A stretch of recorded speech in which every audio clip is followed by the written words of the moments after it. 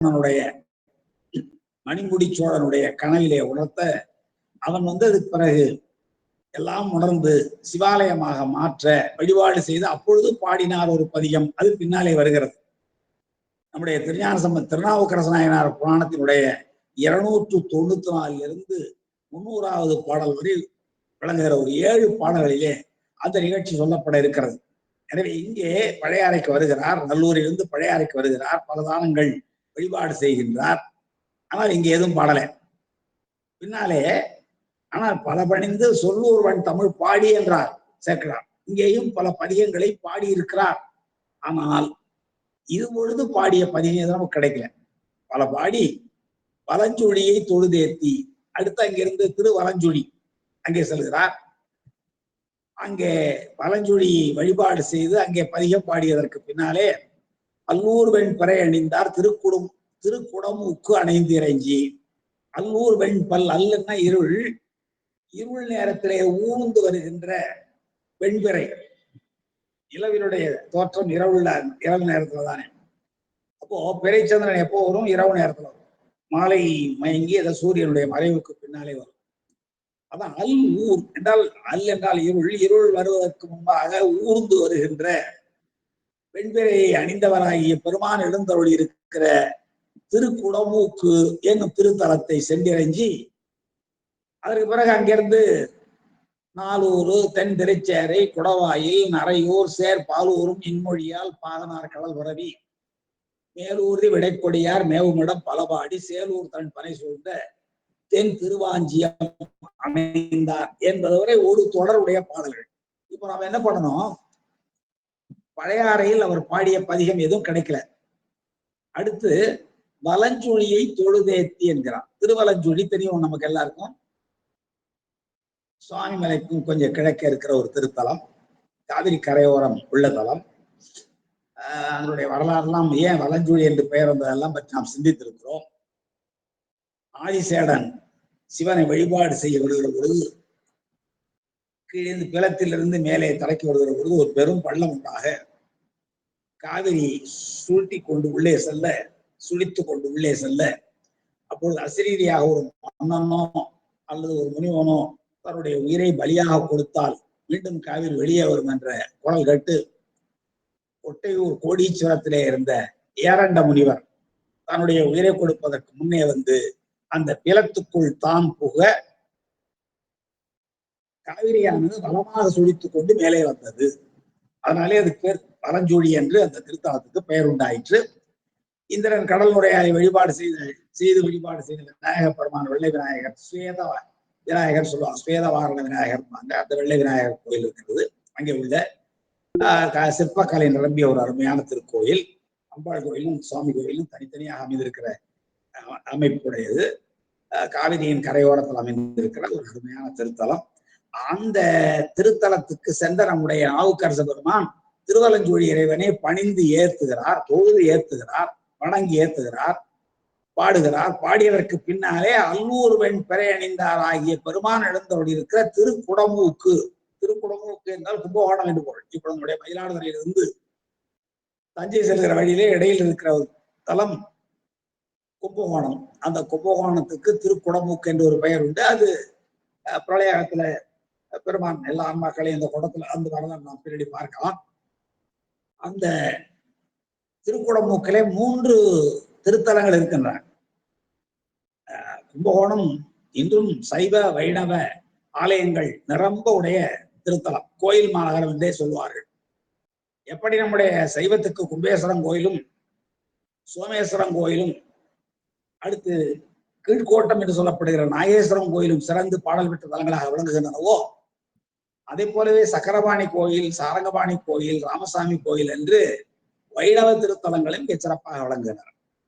ஆக சைவ வைணவம் ஆகிய எல்லா திருத்தலங்களும் விளங்குகிற ஒரு பெரிய நகரம்தான் குடமூக்கு. அது திருக்குடமூக்கு சென்று, குடமூக்கு என்ற திருத்தலம் எது என்றால் கும்பேஸ்வரம் கோயில், மங்களாம்பிகை உடனாய ஆதி கும்பேஸ்வரம் கோயிலுக்கு பேர் தான் குடமூக்கு. அதிலிருந்து சற்றே கிழக்க வருவோமானால் அந்த பொட்டாமரை குளத்துக்கும் கிழக்கே அமைந்திருக்கிற கோயில் சோமேஸ்வரம் கோயில். வியாழ பகவான் வழிபாடு செய்து பேறு பெற்ற தலம். வியாழ பகவான் குரு பகவான் இல்லையா, அவர் வழிபாடு செய்து பேறு பெற்றதனாலே அது வியாழ சோமேஸ்வரன் என்னும் பெயரை உடைய திருத்தலம் காலப்போக்கில் ஏழை சோமேஸ்வரன் ஆகிவிட்டது. அடுத்து 3 எல்லா தலங்களுக்கும் கிழக்கே இருக்கிற கோட்டம், கோட்டம்னா கோயில் அர்த்தம், கீழ்கோட்டம், கீழ்கோட்டத்தம் குத்தனாரேன் பாடுவார். அந்த கீழ்கோட்டம் என்பதுதான் நாகேஸ்வரன் கோயில். அந்த 3 திருத்தலங்களும் பாடல் பெற்ற தலங்கள். அந்த பாடல் பெற்ற தலங்கள்ல இவர் குடமூக்கில் நம்முடைய பெருமான் நாவுக்கரசனார் பாடிய பதியத்தை நாம் இன்று சிந்திக்க வேண்டும். வலஞ்சுழியை பாடிவிட்டு வலஞ்சுழியை தொழுதேத்தியதற்கு பின்னாலே திருக்குடமூக்கு அணைந்து அங்கே இறைஞ்சி அங்கே பாடலெல்லாம் பாடியதற்கு பிறகு நாலூர் போகிறார், திருச்சேரை போகிறார், குடவாயில் போகிறார், நரையூர் சித்தீச்சிரம் என்று சொல்லப்படுகிற நாச்சியார் கோயிலுக்கும் சற்றே முன்பாக இருக்கிற திருநரையூர் சித்தீச்சிரம் என்னும் திருக்கோயிலுக்கு செல்கிறார். இப்படி அங்கெல்லாம் வழிபாடு செய்து பதிகங்களை எல்லாம் பாடி தென் திருவாஞ்சியம், அழகான திருவாஞ்சியம் என்னும் திருத்தலத்தை சென்றடைந்தார் என்று அந்த 216வது பாடல் நிறைவேறுகிறது. இதுல நாலூரில் அவர் பாடிய பதிகம் நமக்கு கிடைக்கல. திருச்சேரையிலே அவர் பாடிய பதிகங்கள் 2 பதிகங்கள் கிடைத்திருக்கின்றன. 4ஆம் திருமுறையில் ஒரு பதிகமும் 5ஆம் திருமுறையில் ஒரு பதிகமுமாக துவக்கப்பட்டிருக்கிற 2 பதிகங்கள் நமக்கு கிடைத்திருக்கின்றன. குடவாயிலில் நாவுக்கரச பெருமான் பாடிய பதிகம் கிடைக்கல. திருநாயூர் சித்தீச்சரத்திலையும் அவர் பாடிய பதிகம் கிடைக்கல. திருவாஞ்சியத்துல நாவுக்கரச பெருமான் பாடியிருக்கிற குறுந்தொகை பதிகம் ஒன்று கிடைத்திருக்கிறது. எனவே நாம் இப்பொழுது பார்க்க வேண்டியது என்னென்றால் திருவலஞ்சுழியும் திருக்குடமூக்கும் திருச்சேரை திருவாஞ்சியம் ஆகிய இந்த 4 திருத்தலங்களிலே நாவுக்கரச பெருமான் பாடியிருக்கிற பதிகங்களை விரைந்து பார்த்துவிட்டு நாம் அடுத்த அவருடைய வரலாற்றை தொடரலாம். முதல்ல இப்பொழுது நாம் பார்க்கிறது திருவலஞ்சுழி. திருவலஞ்சூரிலே ஞானசம்பந்த பெருமான் மிக அருமையான பதிகம் பாடியிருப்பார், நமக்கு எல்லாருக்கும் தெரியும். என்ன புண்ணியம் செய்தனை நெஞ்சமே, என்ன புண்ணியம் செய்தனை நெஞ்சமே, இருங்கடல் வையத்து முன்னம் நீ உரி, நல்வினை பயனடை முழு மணி தரளங்கள் மண்ணு காவிரி சூழ் திருவலஞ்சுழி வாணனை வாயார பண்ணி ஆதரித்து ஏத்தியும் பாடியும் வழிபடும் அதனாலே நெஞ்சமே நீ என்ன புண்ணியம் செய்தனை. அப்படி வலஞ்சுழியில் வாழ்கின்ற பெருமானை, வலஞ்சுழி வாணனை வாழ்னம், வலஞ்சுழியில் திருவலஞ்சுழி என்னும் திருத்தலத்தில் வாழ்பவராகிய பெருமானை நீ வாயார பாடுகிறாய், வாயார பொழுது சொல்லுகிறாய், அன்பினாலே ஏத்துகிறாய், பெருமானுடைய புகழை பாடுகிறாய், வழிபாடு செய்கிறாய். இவையெல்லாம் செய்கின்ற காரணத்தினாலே மனமே நீ என்ன புண்ணியம் செய்திருக்கிறாய் என்று மிக அருமையாக ஞானசம்பந்த பெருமான் கேட்பார். அதுக்கப்புறம் அதை விட மிக அருமையான ஒரு பாடல் அடுத்த பாடல்ல சொல்லுவார். நம்முடைய வல்வினைகள் விண்டொழிந்தன என்பார். நம்முடைய வினைகள் மிக கடுமையானவை என்று நமக்கு தெரியும். அந்த வினைகள் எல்லாம் முறி போய் நம்ம விட்டு தொலைஞ்சு போயின. எப்போ என்றால் வலஞ்சொழிவாணனை வாயார பண்ணி ஆதரித்து ஏத்தி வழிபடும் அதனாலே மட்டுமல்லாமல் விரிகடல் வரு நஞ்சம், விரிகடல் வரு நஞ்சம் உண்டு இறைஞ்சுகின்ற வானவரதமை தாங்கிய இறைவனை உலகத்தில் வண்டு வாழ் குழல் மங்கையோர் பங்கனை வலஞ்சுழி இடமாக கொண்ட நாதன் மெய்த்தொழில் புரி தொண்டரோடு இருந்தமையாலே அந்த வலச்சுழியில் எழுந்தருளிருக்கின்ற பெருமானுக்கு மெய்த்தொழில் புரிகின்ற தொண்டர்களோடு நாம் சேர்ந்திருப்போமானால், அதாங்க அந்த 12வது சூத்திரத்தை நினைவு வைத்துக் கொள்ளுங்கள். மாலர நேயம் அழிந்தவர் வேடமும் ஆலயம் தானும் அரண தோழுமேன்னு சொல்லுவாங்க. மாலர நேயம் அழிந்தவர்களாகிய அடியார்களோடு நாம் சேர்ந்திருப்போமானால் நம்முடைய வினைகள் எல்லாம் ஒழிந்து போயின என்று சொன்னார். போகும் என்று கூட சொல்லல, விண்டொழிந்தன நம்முடைய வல்வினை, நம்முடைய கடுமையான வினைகள் எல்லாம் தொலைஞ்சு போகும். எப்போ? வலஞ்சுழி இடமா கொண்ட நாதன் மெய்த்தொழில் புரிகின்ற தொண்டரோடு. வலஞ்சுழி இடமாக கொண்டிருக்கிற பெருமான் கபர்தீசன் பேர். அந்த பெருமானுக்கு மெய்த்தொழிலை இடைவிடாமல் செய்து கொண்டிருக்கிற மெய்த்தொழில் புரி. ஏதோ ஒரு நாளைக்கு 2 நாள் இல்லை, உண்மை தொண்டினை, சிவத்தொண்டினை, மெய்த்தொண்டினை மெய்ப்பொருளாக விளங்குகிற பெருமானுக்கு உரிய தொண்டினை இடைவிடாமல் செய்து கொண்டிருக்கிற தொண்டர்களோடு நாம் இணைந்திருந்தால் நம்முடைய வல்வினைகள் எல்லாம் விண்டொழிந்தன என்று மிக அருமையாக ஞானசம்பந்த பெருமான் பாடுவார். அப்படிப்பட்ட ஒரு திருத்தலத்தில் நம்முடைய நாவுக்கரச பெருமான் ஒரு பதிகத்தை, அதாவது திருவலஞ்சொலியில் 5ஆம் திருமுறை திருக்குறுந்தொகை பதிகம், சிறிய சிறிய பாடல்கள், நல்ல பொருளாக மிக்க ஒரு பதிகத்தை பாடியிருக்கிறார். அதான் இங்க பாருங்க, வலஞ்சூழியை தொழுதேத்தி என்று நம்முடைய சேக்கடார் சொல்லுகின்ற அந்த தொழுதேத்துவதுதான் இந்த பதிகம். அதோடு மட்டுமில்லாமல் 6ஆம் திருமுறையில் திருத்தாண்டகத்தில் ஒரு பதிகம் பாடியிருக்கிறார். ஆனால் நமக்கு ஒரே ஒரு பாடல் தான் கிடைத்திருக்கிறது. ஆக நம்முடைய சிந்தனை பொழுது 5ஆம் திருமுறையில் அமைந்திருக்கிற 10 பாடல்களும் திருத்தாண்டகத்தில் அமைந்திருக்கிற ஒரே ஒரு பாடல் திருவலஞ்சூழியில, அதை பார்த்துவிட்டு நாம் அடுத்து திருக்குடுமுக்கு என்னும் திருத்தலத்துக்கு செல்லலாம்.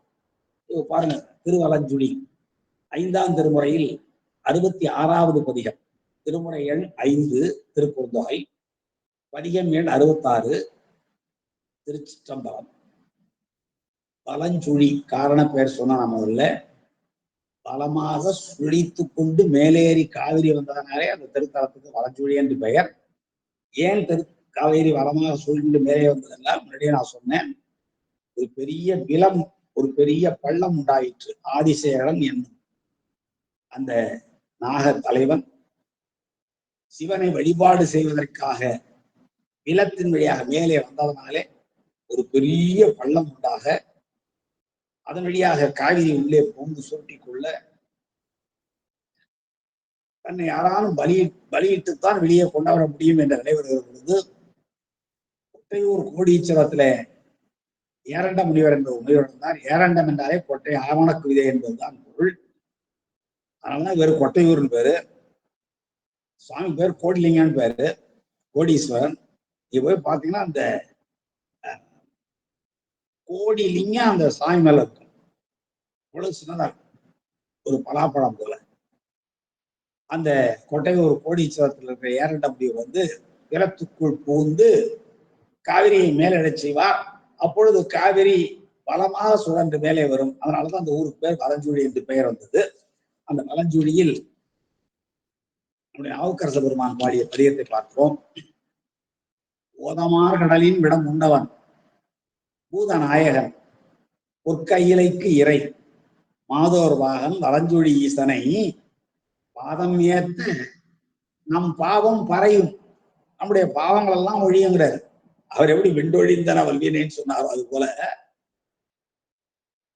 வலஞ்சூழி ஈசனை பாதம் ஏத்த, வலஞ்சூழியில் எழுந்தருளிருக்கின்ற சிவபெருமானுடைய திருவடிகளை நாம் போற்றி பாட வணங்க, நம் பாவம் பறையுமே, பாவமே பறையும், நம் பறையுமே நம் பாவமே என்று பாருங்க.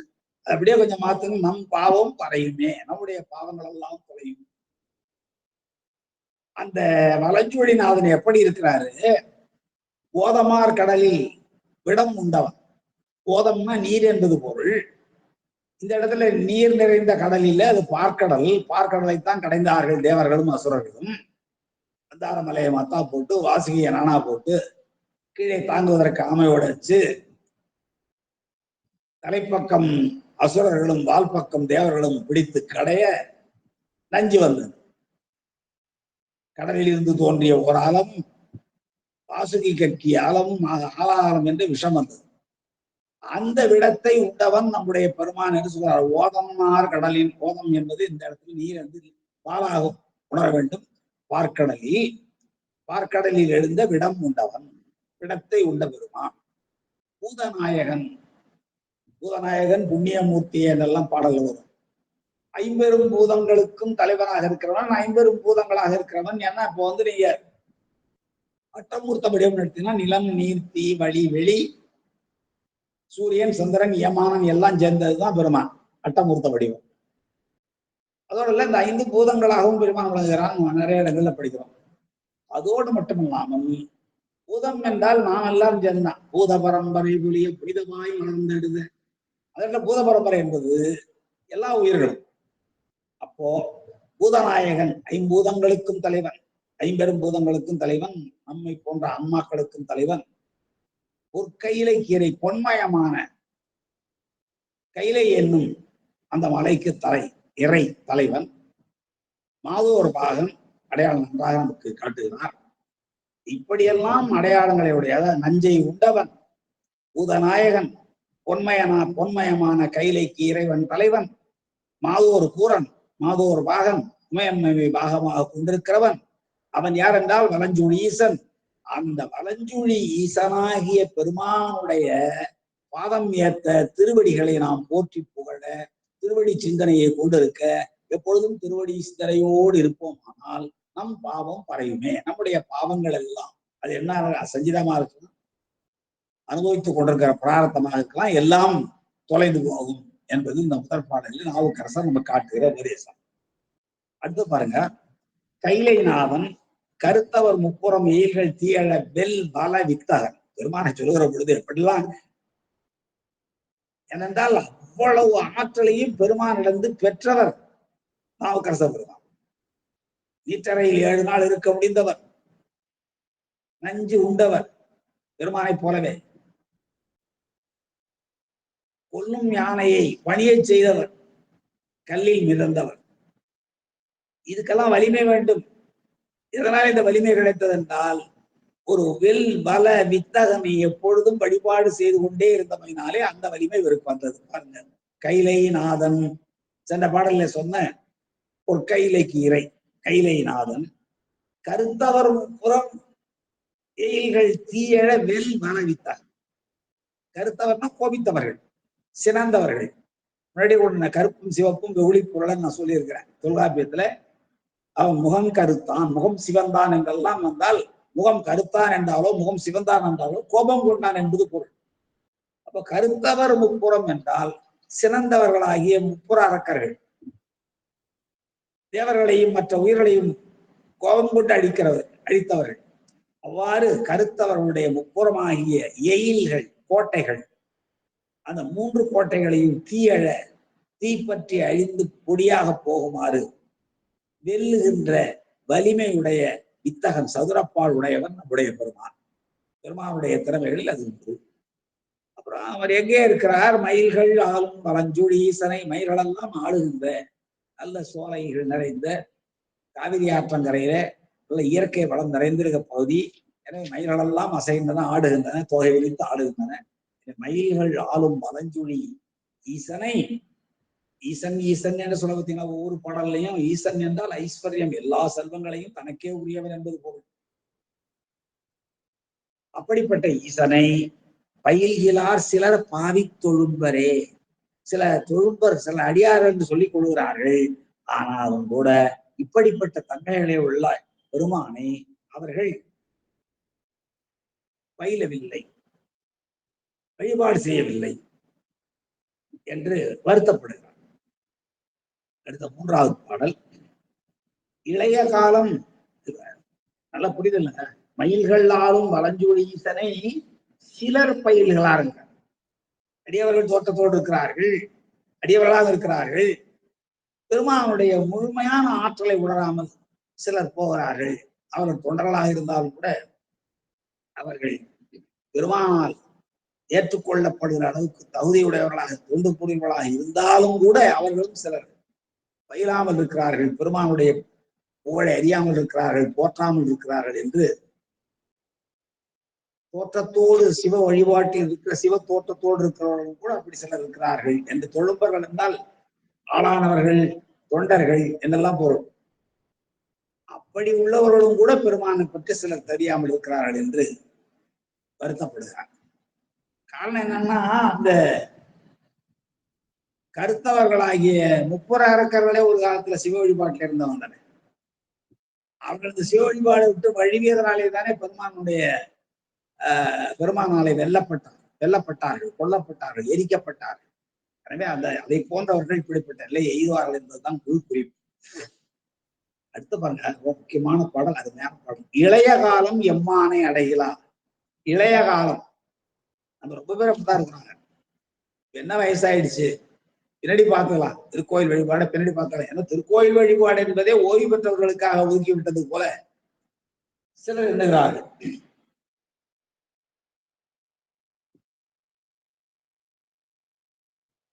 இளைய காலம் எம்மானை அடைகிறார் துளையிலா செவி தொண்டர்கள். ரொம்ப கோபப்பட்டு கூப்பிடுறார். தொண்டர்களேங்கிறார். துளையிலா செவி தொண்டர்கள். செவின்னா இதுதான் காது. துளை இருக்கிறது தான் எல்லா காதுலயும் இருக்கு.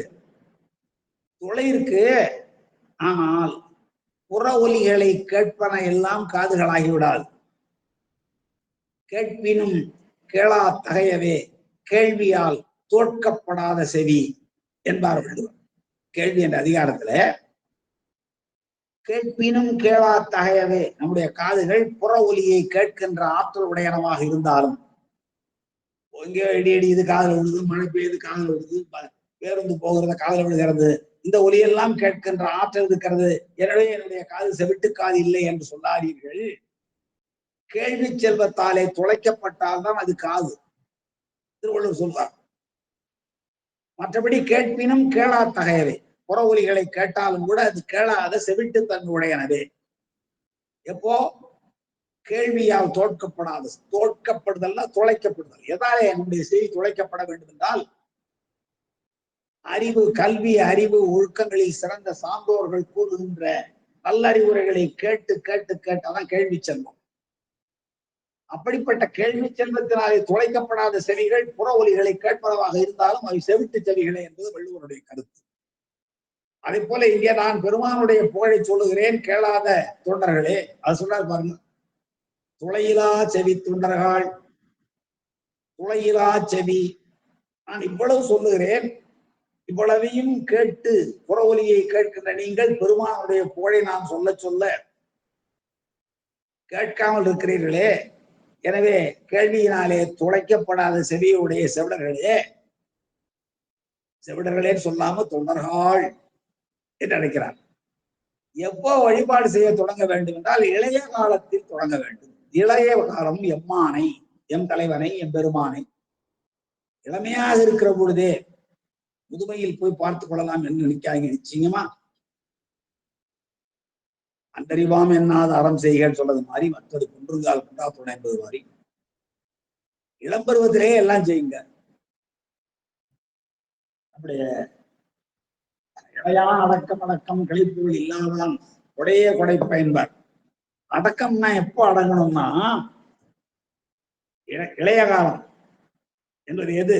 நம்முடைய கருவி காரணங்கள் எல்லாம் ஓய்ந்து போகாது, நல்ல வலிமையான உணர்ச்சியோடு இருக்கிற காலத்திலேயே நாம் வழிபாடு செய்ய வேண்டும்.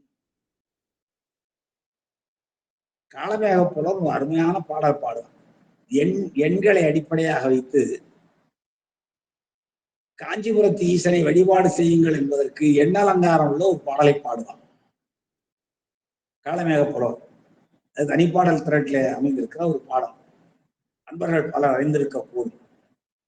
முக்காலுக்கு ஏகாமும், முக்காலுக்கு ஏகாமும் முன்னறையில் வீழாமும், அக்கால் அரைக்கால் கண்டு அஞ்சாமும், விக்கி இருமாமும் மாகாணிக்கு ஏகாமும், கட்சி ஒருமாவின் கீழறை, ஒருமாவின் கீழறை இன்று ஓது. இதுல எத்தனை எண் இருக்கு பாருங்க. முக்கால், முக்கால், முக்காலுக்கு ஏகாமும் முக்கால், முன் அரை அரை, அக்கால் அரைக்கால், காலும் அரைக்காலும். கால் என்பது 4ல் 1, அரைக்கால் என்பது 8ல் 1. இருமாமும், இருமா, ஒருமா இருமா தெரியும் உங்களுக்கு. காணி மாகாணி என்பால், மாகாணி என்பது ஒரு மிக குறைந்த எண்ணிக்கையின் அளவு பெயர். மாகாணின்னா சுடுகாடு.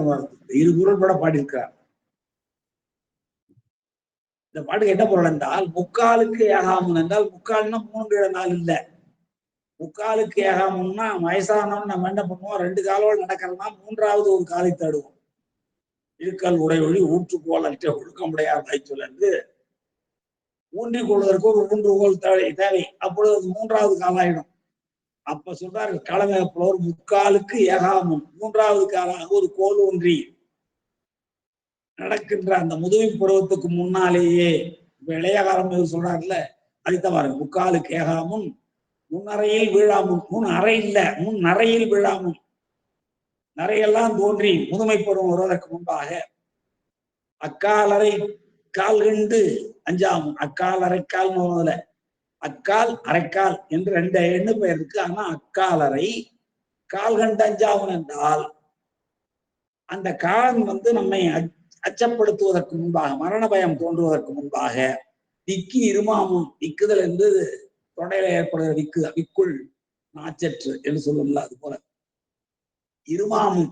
இருமா என்பது ஒரு எண்ணு பெயர். ஆனந்தத்துல இருமுதல் எல்லாம் கடைசி காலத்துல வருகிற நோய்கள். விக்கி இருமாமும் மாகாணிக்கு ஏகாமும். மாகாணினா சுடுகாடு. சுடுகாட்டுக்கு போவதற்கு முன்பாக இளைய காலத்திலேயே கட்சி உருமாவின் கீழ் காஞ்சிபுரத்துல ஏகாம்பரமா ஒரு மாமரத்தின் கீழ் இருந்து எல்லா உயிர்களுக்கும் அருள்பாலித்துக் கொண்டிருக்கிற பெருமானை ஓதுவாயாக என்று காலமேக புலவர் சொல்லுகிறார்.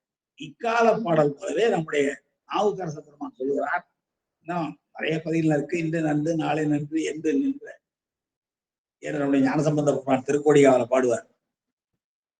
மௌனி செய் பாதவத்தால் மூர்த்தி பாதம் சிந்தியாக இருக்கிறீர்கள். மூர்த்தி பாதம் சிந்தியாமல் இருப்பதற்கு காரணம் நாம் முற்பிறவியில் செய்த பாவம். நிறைய பேர் கோயிலுக்கு வரல, கோயிலுக்கு வந்தாலும் சாமியை கும்பிடல, அப்படியே கும்பிட்டாலும் உள்ளம் உருகல, உடல் உருகல. அப்போ இவ்வாறு மூர்த்தி பாதம் சிந்தியாது இருப்பதற்கு காரணம் முன்னம் செய்த பாவம் என்று ஞானசம்பந்த பெருமான் அதுக்கு விளக்கம் சொல்லுவார்.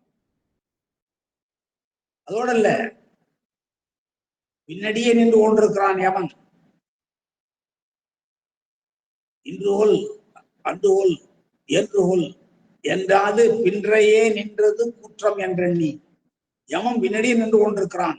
எனவே இன்னைக்கு வருவானா, நாளைக்கு வருவானா, நாளைக்கு வருவானா பார்க்காத, பெருமானை நீ உயிர் இருக்கும் போது வழிபாடு செய். அதான் இங்கே இளைய காலம் என்னை எம்மானை அடைகிறா. இளைய காலத்திலேயே கருவி கரணங்கள் எல்லாம் கெட்டு போகாத, பலம் குன்றாத, கண் நல்லா பார்க்கும், காது நல்லா இருக்கும், 5 புலங்களும் செம்மையாக செயல்படும், அந்த கரணங்கள் மனம் புத்தி அகங்கார சித்தம்லாம் நல்லா செயல்படும்.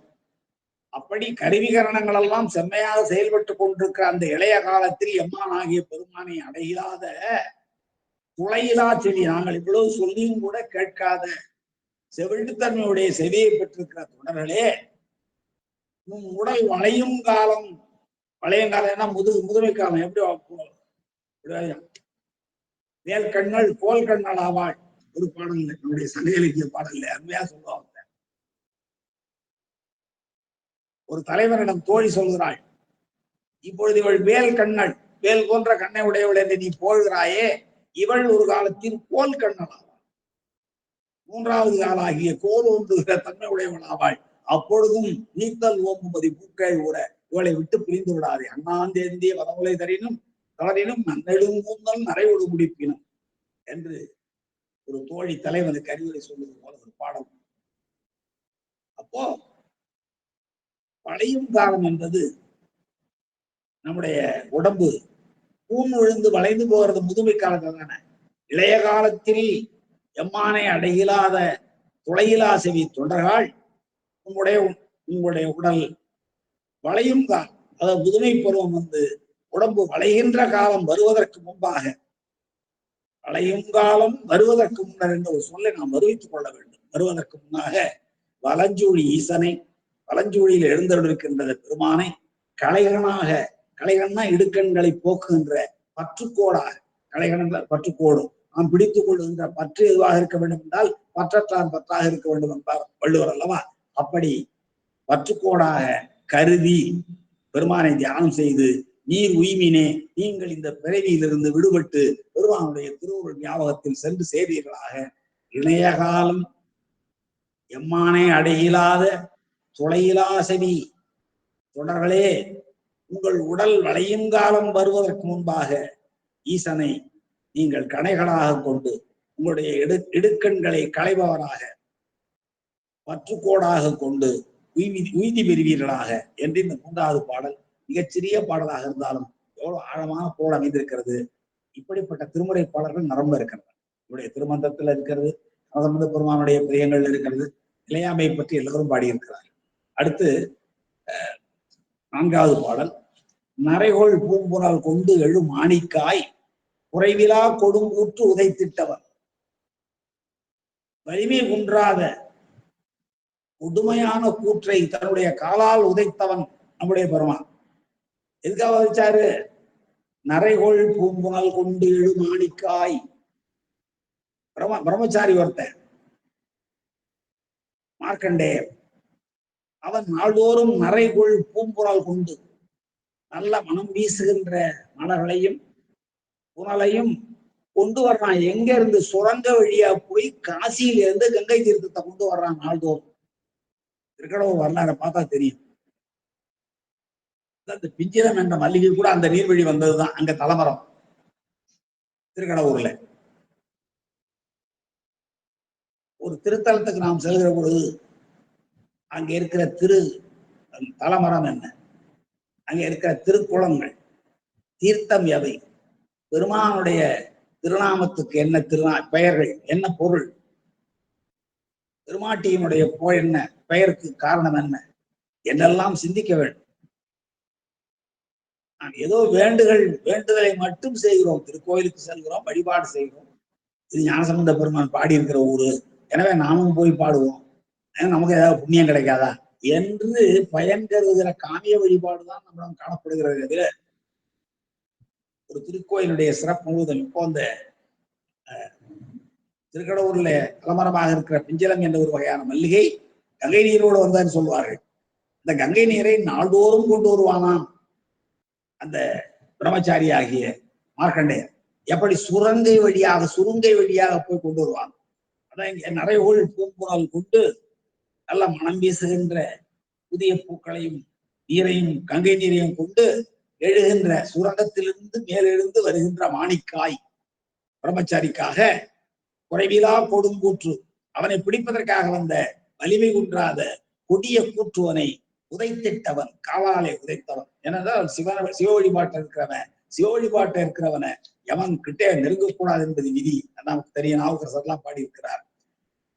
அவன் உதைத்திட்டவன் மறைகொள் நாவன், மறையை ஓதுகின்ற நாவினை உடையவன்.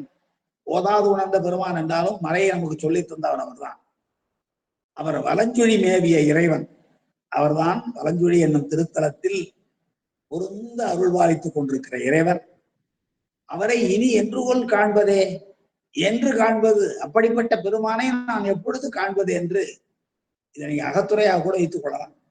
அப்படி ஒரு ஆன்மா வேண்டுகிறது. நல்ல மனம் வீசுகிற புது மலர்களையும் கங்கை நீரையும் கொண்டு எழுகின்ற, சுருங்கையிலிருந்து எழுகின்ற மாணியாகிய பிரம்மச்சாரியாகிய அந்த மார்க்கண்டேயனை குறைவில்லாத வலிமையுடைய கொடுங்கூற்றுவன் உதைத்தானே, கொடுங்கூற்றவனை உதைத்தான் நம்முடைய பெருமான். விட்ட உதையில அவன் உயிர் போயிற்று. அப்படிப்பட்ட உதையை விட்டவரும் மறைகொள் நாவரும், மறையை நான் தன்னுடைய நாவினால் தந்தவரும், மன்னிய சீர் மறைநாமன் என்ற ஊர் பூசா என்று ஒரு நாயன்மாருடைய வரலாறு சொல்லப்படி சொல்வார் திருத்தோட தொகையை. மறை நாவன், எப்பொழுதும் வேதத்தை ஓதிக்கொண்டிருக்கிறேன் நாவனை உடையவர். மன்னிய சீர் மறைநாவன் நின்ற ஊர் பூசல் வரிவளையான் மாணிக்கும் நேசனுக்கும் அடியேன் என்பது அந்த 3 பேருடைய வரலாறு. பூசலார் நாயனார் மனசுக்குள்ளே கோயில் கட்டவர். அவர் எப்பொழுதும் மன்னிய சீர் மறை நாவன், நிலைபெற்ற சிறப்பினுடைய வேதத்தை தன்னுடைய நாவால் மொழிந்து கொண்டே இருக்கிறவர் என்பது ஒரு பொருள். நான் வல்லமை உடைய என்பது ஒரு பொருள். மன்னிய சீர் மறை நாவல், வலிமையுடைய, மறையை சொல்லுகின்ற வலிமையுடைய, மறையை சொல்வதற்கு நாக்கிற்கு வலிமை வேண்டும். அது பதம் மதம் கரக்கரம் சதை என்றெல்லாம் ஒலி வேறுபாடுகள் இருக்கின்றன. அப்படியெல்லாம் ஒலிப்பதற்கு வல்லமை வேண்டும். அதுபோல இங்க பாருங்க, மறைகொள் நாவன், பெருமானுக்கே பேர் அதான். அவர் வலஞ்சுழி மேவிய இறைவன், அவரை நான் இனி எப்பொழுது போய் பார்க்க போகிறேன் என்று ஒரு ஆன்மா புலம்போது போல இந்த 4வது பாடல் இருக்கிறது. அடுத்த பாட்டுல பாருங்க, விண்டவர் புறம் 3 எரிகொல திண்டிரல் சிலையால் எரி செய்தவன், இமயவில் வாங்கிய ஈர்த்தன் அந்தணன் என்று கலித்தொகை பாடுவார்கள். இமயவில் வாங்கிய, இமயத்தை வில்லா வச்சு வளைத்த குடிந்த சடாமுடியுடைய பெருமான். சிவன் என்ற பெயர் மட்டும்தாங்க இருக்காது நம்முடைய சங்க இலக்கியங்கள்ல. சிவன் என்ற பெயர் மட்டும் இருக்காது தவிர அவர் செய்த அத்தனை செயல்களையும் சங்க இலக்கியம் பாடுகிறது. ஆறறி அந்தனருக்கு அருமறை பலமகந்து வேறு நீ சடை கறந்து என்றெல்லாம் பாட்டுல வரும். அப்போ ஆறறி அந்தனர்களாகிய 6 அங்கங்களையும் அந்தனர்களுக்கு ஆண்மறைகள் பலவற்றையும் சொல்லி தந்ததோடு மட்டுமல்லாமல் கங்கை என்னும் ஆற்றை சடாமுடியில் சுமந்திருக்கிற பெருமான் என்றெல்லாம் சிவன் என்னும் பெயரை சொல்லாமல் அவர் செய்த அற்புதங்களை, அவர் செய்த மரக்கருணையை, திருவிளையாடல்களை எல்லாம் போற்றுவது நம்முடைய சங்க இலக்கியங்கள். எனவே நம்முடைய சிவ வழிபாடு என்பதும் சிவனை போற்றுகின்ற தன்மை என்பதும் இலக்கியங்கள்ல இன்று காரைக்கால் அம்மையாருடைய 5ஆம் நூற்றாண்டுக்கு பிறகுதான் வந்தது என்று நாம் நினைக்கக்கூடாது. சங்க இலக்கியத்திலே அப்படிலாம் இருக்கு. கணிச்சி கோட்புடை கடுந்திர விழிக்கும் காலை இறங்குவீர் மாதம், இன்னும் நீலமணிவடத்து ஒருவன் போல மன்மிக பெரும நிலைமிசையானே, நீல மணிமிடத்து ஒருவன் போல சிவனை போல நிலை பெற்று வாழ்க என்று அதிகமான ஔவையார் வாழ்த்துகிறார். இப்படி பல இடங்கள்ல புறாணத்திலேயும், நற்றிணையிலேயும், மகனானூர்லேயும், கலித்தொகையிலேயும் பல இடங்களில் சிவ வழிபாட்டை பற்றிய செய்திகள் சொல்லப்படுகின்றன. விண்டவர் புறம் 3 எரிவுள திண்டிரல் சிலையால் எரி செய்தவன். சிலையால் எரி செய்தவன் சொல்லவன். விண்டவர் என்றால் அரணரிலிருந்து விலகியவர்கள். விண்டல் என்றால் விலகியவர்கள். எதிலிருந்து விலகியவர்கள்? அறநெறியிலிருந்து விலகியவர்கள். அறவழியிலிருந்து விலகியமையினாலேதான் தேவர்களையும் மற்ற உயிர்களையும் அப்படியே பறந்து சென்று கோட்டைகளை, அதன் மீது கோட்டைகளாக இருந்த அவர்கள் பறந்து சென்று அழுக்கி அமுக்கி உயிர்களை கொலை செய்தார், உயிர்களை பிரித்தார், உடம்பிருந்து பிரித்தார். அதான் விண்டவர். விலகியவர்கள், அறத்திலிருந்து விலகியவர்களாகிய புறம், திரிபுரம், அவர்கள் 3 பேர். தாரகாட்சன், கமலாட்சன், வித்யுன்மாலி என்று சொல்லப்படுகிற 3. அந்த 3ம் எரிகொள நெருப்பில் எரிந்து போக திண்திரல் சிலையால், சிலைன்னா வில்லு, கணைன்னா அம்பு, திண்திரல் என்றால் திண்மையும் திறமையும் உடைய மேருமலை. வளைக்க முடியுங்களா மலையை? கல்ல வளைக்கிற சாமியால மட்டும்தான். திண்டிரல் சிலையால் எரி செய்தவன். அது கடைசியில வளைச்சாக கணையை எய்தல, எய்ததற்கு முன்பாகவே அது எரிய சிரித்தார் எரிந்தது. திண்டிரல் சிலையால் எரி செய்தவன் வண்டு பன்முரலும் தன் வலஞ்சொலி. வண்டுகள் எப்பொழுதும் மூக்கால் முறம், மூக்கே நீ முரலாய் முதுகாலுரை முக்கண்ணனை மக்கே நோக்கி அங்கை மணாளனை மூக்கே நீ முரலாய். முரல்கள் என்பது வண்டுகளுடைய ரீங்காரம் செய்வது. அப்படி வண்டுகள் பன்முரல்கின்ற குளிர்ந்த சோலைகள் சூழ்ந்த தன் வலஞ்சொலின்னா குளிர்ச்சியான வலஞ்சொலி. அதுல நீர்வளம் காவிரி ஓடுகிறது, நிறைய சோலைகள், சோலைகளிலே மலர்கள் பூத்திருக்கின்றன. பூத்திருக்கிற மலர்களிலே ஒழுகுகின்ற தேனை பருகுவதற்காக வண்டுகள் முரல்கின்றன. அப்படிப்பட்ட வண்டுகள் முரல்கின்ற குளிர்ச்சியான சோலைகள் தனகத்து கொண்டு விளங்குகிற வலஞ்சூழி அண்டனுக்கு, அண்டன் என்றால் உலகத்தெல்லாம் தனக்கு உரியவனாக உடையவன் என்பது பொருள். எத்தனை அண்டங்கள், எத்தனை உலகங்கள் எல்லாம் தனக்கு உரியவன்.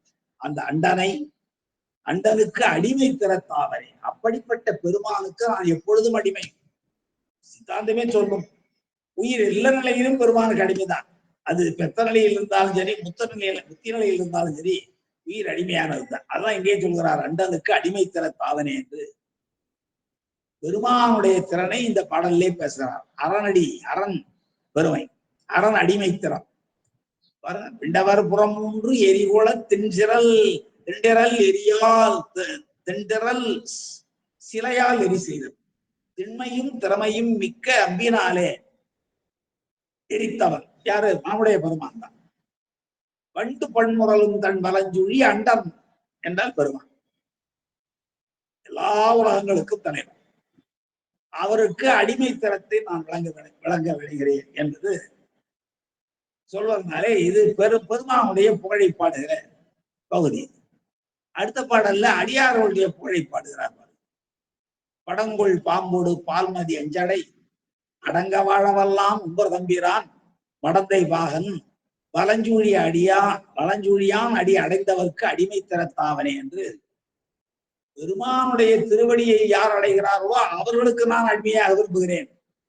போன பாட்டுல என்ன சொன்னாரு? அண்டனுக்கு அடிமை திறத்தாவனே என்றார். பெருமானுக்கு அடிமையாக நான் விளைகிறேன். இந்த பாடல் என்ன சொல்கிறார்?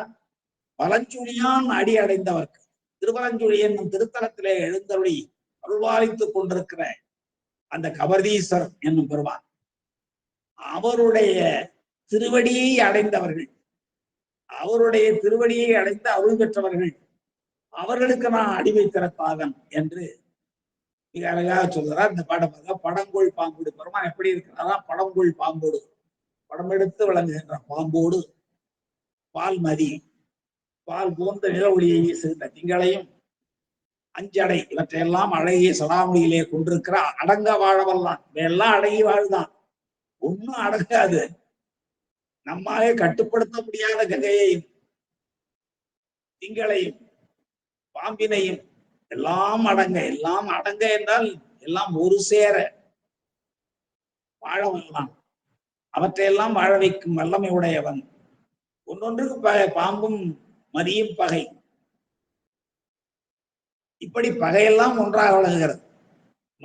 வாழவல்லான் அவர் யார் என்றால் உம்பர் தம்பிரான், உம்பர்களுக்கெல்லாம் தலைவன். உம்பர்னா தேவர்கள், தேவர்களுக்கும் தலைவன். அவன் மடந்தை பாகன், உமையம்மை பாகமாக கொண்டவர். அவர் வலஞ்சுழி என்னும் திருத்தலத்தில் எழுந்தொழியிருக்கிறார். எனவே வலஞ்சுழியான், அப்படிப்பட்ட வலஞ்சுழி பெருமானுடைய அடி அடைந்தவர்க்கு, பெருமானுடைய திருவடியை அடைந்து இடைவிடாமல், அதாவது பரமிசையாகினான் மானடி சேர்ந்தார் நிலைமிசை நீடு வாழ்வார் என்றால், சேர்ந்தார் என்றால் இடைவிடாமல் அழைப்பது.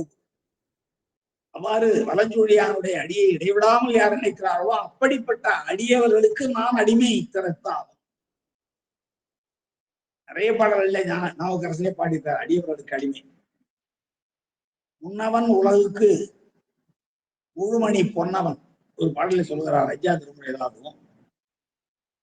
முன்னவன் உலகுக்கு முழுமணி பொன்னவன், திகழ் முத்தோடு போகமாம் மன்னவன், திருமால் பேரு கைதொழும் அன்னவர் எமை ஆளுடையார்களே. திருமால் பேரு என்னும் திருத்தலத்தில் எழுந்தோடு இருக்கிற பெருமானை யார் கைதொழுகிறார்களோ அன்னவர் தான் எம்மை ஆளுகின்ற தன்மையுடையவர்கள். அப்ப அடியார்கள் எம்மை ஆளுபவர்களை சொல்றாங்க. திருமால் பேரும் தெரியும், உங்களுக்கு தெரியும். திருவிழிமலையை போலவே அந்த திருத்தலத்துக்கும் வரலாறு உண்டு. அங்க இருக்கிற பெருமான் முன்னவன், உலகுக்கு முழுமணி பொன்னவன், அவன் திகழ் முத்தோடு போகமாம் மன்னவன், எல்லா போகங்களையும் அனுபவிக்கிற மன்னவன். அப்படிப்பட்ட பெருமான் எழுந்தருள் இருக்கிற திருமால் பேரு என்னும் திருத்தலத்தில் எழுந்தருள் இருக்கிற பெருமானை கைதொழுகின்றவர்கள் யாரோ அன்னவர் கரங்குவார் மகிழும் பொன் என்று சொல்வார். அதுபோல அப்படிப்பட்ட அடியார்கள் எமையாளுடையார்கள், எம்மை தம்முடைய அடிமையாக ஆளாக உடையவர்கள் என்று நாவுக்கரச பெருமான் திருமால் பேரிலே பாடுவது போல, இங்கேயும் படங்கொள் பாம்போடு பால்மதி அஞ்சடை அடங்க வாழ வல்லாம் உபரம்பிரான், படந்தை பாகன் வலஞ்சுழியானடி அடைந்தவர்க்கு அடிமை திறத்தாவனே என்று அருமையாக சொல்கிறார். இந்த வலஞ்சுழியான் அடி அடைந்தவர் தான் சித்தத்தை சிவன்பாலே வைத்தவர். நம்முடைய நம்பியாரோட பாடுவார், சித்தத்தை சிவன்பாலே வைத்தார்க்கு முடியே என்று சொன்னார்ல. அப்படி வலஞ்சுழியான் அடி அடைந்தார் என்றால் அவர் சித்தத்தை எப்பொழுது சிவன்பால் வைத்தவர்கள், அவர்கள் எம்மை ஆளுகின்ற தன்மையுடையவர்கள், அவருடைய அடிமைத்தனத்துக்கு ஆவன் என்று இங்கே நாவுக்கரச பெருமான் சொல்கிறார். அடுத்து பாருங்க, நாக்கொண்டு பரவும் அடியார் வினை போக்கவல்ல புரிசடை புண்ணியன். ஒரு குண்ட சடையுடைய புண்ணியன், அந்த புண்ணியன் புனிதன் அவன், அந்த பெருமான் என்ன செய்கிறார்? நாக்கொண்டு பரவும் அடியார்களுடைய வினையை போக்கவல்லவன். தன்னுடைய நாவினாலே, நாக்கொண்டு என்றால் நாவினாலே, நாவினை கொண்டு பரவும் அடியார், போற்றுகின்ற அடியார். நாவினை கொண்டு என்ன பாற்ற வேண்டும்? திருவைந்தெழுத்து தான் சொல்ல வேண்டும். சொல்லும்னா நமச்சிவாயவே, நாவினு கருங்கலம் நமச்சிவாயவே. நாவுக்கு என்ன அழகு? நமச்சிவாயங்கிற மந்திரத்தை சொல்லுவதுதான், திருப்பெயரை போற்றுவதுதான். எனவே அந்த கொண்டு, நாவினை கொண்டு பரவும் அடியார் வினை, ஐந்தெழுத்தை சொல்லி பெருமானுடைய போற்றுகின்ற அடியார்களுடைய வினையெல்லாம் போக்கவல்ல புரிசடை புண்ணியன் மாக்கொள் சோலை வலஞ்சூடினார். மாக்கொள் சோலை என்றால் மா என்றால் நிறைய அடர்த்தியான இருள் அடர்ந்த சோலை என்று ஒரு பொருள். சோலைகள் அடர்த்தியாக இருந்தால் சூரியனுடைய ஒளிக்கதிர்கள் உள்ளே வர முடியாது. எனவே கருமை நிறம் கொண்டிருக்கிற சோலை என்பது ஒரு பொருள். மா என்ற சொல்லுக்கு வண்டு என்று பொருள் உண்டு. வண்டுகள் மொய்க்கின்ற பூக்கள் மலர்ந்திருக்கிற அடர்த்தியான சோலைகள் நிறைந்திருக்கிற வலஞ்சொலி. அந்த வலஞ்சொலி ஈசந்தன் ஏக்கொள புறம் மூன்றும் எரியானதே. ஏன்னா அம்புன்னு அர்த்தம். ஓரெழுத்து முடியல 42 எழுத்துகள் சிறப்புடையவை நான் சொல்லியிருக்கிறேன். 6 சிறப்பின. ஓரெழுத்து முடியல 6 சிறப்புடையவை. 6 42 எழுத்துக்கள் சிறப்பான எழுத்துக்கள். அதுல ஒன்று ஏ. ஏ என்றால் அம்பு என்பது பொருள். மாக்கொள் சோலை வலஞ்சொலி ஈசந்தன் ஏ கொள அவர் எய்த அம்பை பெற்று புறம் மூன்றும் எரியானவே முப்புறார்கள் எரிந்து போனார்கள் என்று நாவுக்கரசர் பெருமான் இங்கே இப்படி பாடுகிறார். அப்போ மாக்கொள் சோலை வலஞ்சொலி ஈசன், வலஞ்சொலி நிறைய இடங்கள்ல வலஞ்சொலி ஈசன் வலஞ்சொலி ஈசன் சொல்லிட்டு வர. அது திருவலஞ்சொலி என்னும் திருத்தலத்தில் எழுந்தொழி இருக்கிறாய் எல்லா ஐஸ்வர்யங்களுக்கு சொந்தக்காரனாகிய பெருமானுடைய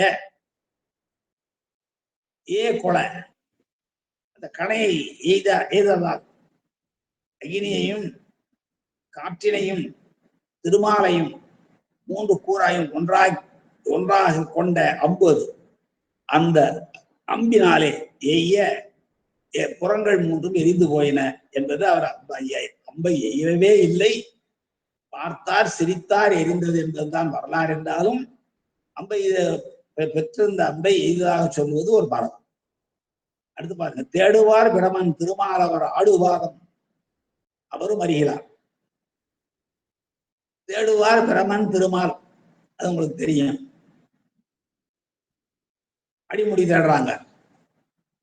பிரமனும் திருமாலும் அவர் ஆடுபாதம், இந்த ஆடுபாதம் என் நெஞ்சுள் இருக்கவேன்னு அவர் நாவுக்கரசர் ஒரு இடத்துல பாடுவார். ஆடிய பாதம் என் நெஞ்சுள் இருக்கவே என்றார். இந்த தேடி நான்முகன் பிரமன் என்பவர்கள் திரிகிறார்களே, அந்த பாதம் என் உள்ளத்துக்குள்ள இருக்கு, இதை போய் தேடுறீங்களடா நகைச்சுவை கூட பாடுவார்.